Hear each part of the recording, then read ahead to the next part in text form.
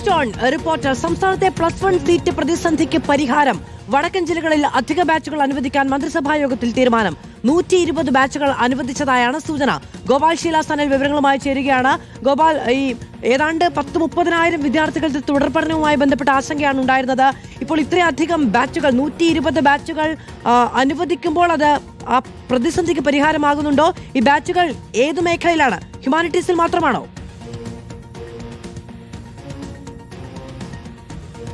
മാധു, ഏതൊക്കെ വിഷയത്തിലാണ് ബാച്ചുകൾ എന്ന കാര്യത്തിൽ ഇതുവരെയും വ്യക്തത വന്നിട്ടില്ല. പക്ഷേ മലബാറിലെ സീറ്റ് പ്രതിസന്ധിക്ക് പരിഹാരം താൽക്കാലികമായിട്ടെങ്കിലും ആകുന്നു എന്നതാണ് നമുക്ക് ഇന്നത്തെ മന്ത്രിസഭാ യോഗത്തിൽ നിന്ന് മനസ്സിലാക്കാൻ സാധിക്കുന്നത്. നേരത്തെ തന്നെ വലിയ തരത്തിലേക്കുള്ള പ്രതിഷേധമാണ് മലബാർ ജില്ലകളിൽ, പ്രത്യേകിച്ച് മലപ്പുറം, കോഴിക്കോട്, കാസർഗോഡ്, പാലക്കാട് തുടങ്ങിയ ജില്ലകളിൽ ഉയർന്നു വന്നത്. ഒരു വിഭാഗം വിദ്യാർത്ഥികൾക്ക് തീരെ പ്രവേശനം കിട്ടാത്ത, ഉയർന്ന മാർക്ക് വാങ്ങിയിട്ട് പ്രവേശനം കിട്ടാത്ത സ്ഥിതി ഉണ്ടു എന്നതായിരുന്നു ആരോപണം. ആ ഘട്ടത്തിലാണ് വിദ്യാഭ്യാസ വകുപ്പ് 120 ബാച്ചുകൾ കൂടി പുതിയതായിട്ട് അനുവദിക്കാനുള്ള ഒരു തീരുമാനമെടുത്തത്. അത് സംബന്ധിച്ച് വിശദമായ ക്യാബിനറ്റ് നോട്ട് അടക്കം തയ്യാറാക്കിയാണ് ഇന്നത്തെ മന്ത്രിസഭാ യോഗത്തിൽ അവതരിപ്പിച്ചത്. യോഗത്തിൽ കൃത്യമായി തന്നെ വിദ്യാഭ്യാസ മന്ത്രി ഇക്കാര്യങ്ങൾ വിശദീകരിച്ചു. പ്രതിസന്ധിയുണ്ട്, അത് പരിഹരിക്കേണ്ടതായിട്ടുണ്ട് എന്ന കാര്യം അറിയിച്ചു. ഇതോടുകൂടിയാണ് ഇന്നത്തെ മന്ത്രിസഭാ യോഗം 120 ബാച്ചുകൾ കൂടി അനുവദിക്കാനുള്ള തീരുമാനം എടുത്തിരിക്കുന്നത്. ഏതൊക്കെ മേഖലകളിൽ, ഏതൊക്കെ ജില്ലകളിൽ എത്ര ബാച്ചുകൾ വീതം എന്ന കാര്യത്തിൽ എല്ലാം തന്നെ ഔദ്യോഗികമായി തീരുമാനവും പ്രഖ്യാപനവും വരേണ്ടതായിട്ടുണ്ട്. അത് ഏതൊക്കെ വിഷയങ്ങളിലാണ് എന്ന കാര്യത്തിലും വ്യക്തത വരേണ്ടിയിരിക്കുന്നു. മന്ത്രിസഭാ യോഗത്തിൽ 120 ബാച്ചുകൾ അനുവദിക്കാനുള്ള തീരുമാനമെടുത്തു എന്നുള്ളതാണ് സൂചന. ഗോപാൽ ശീലാസനലാണ്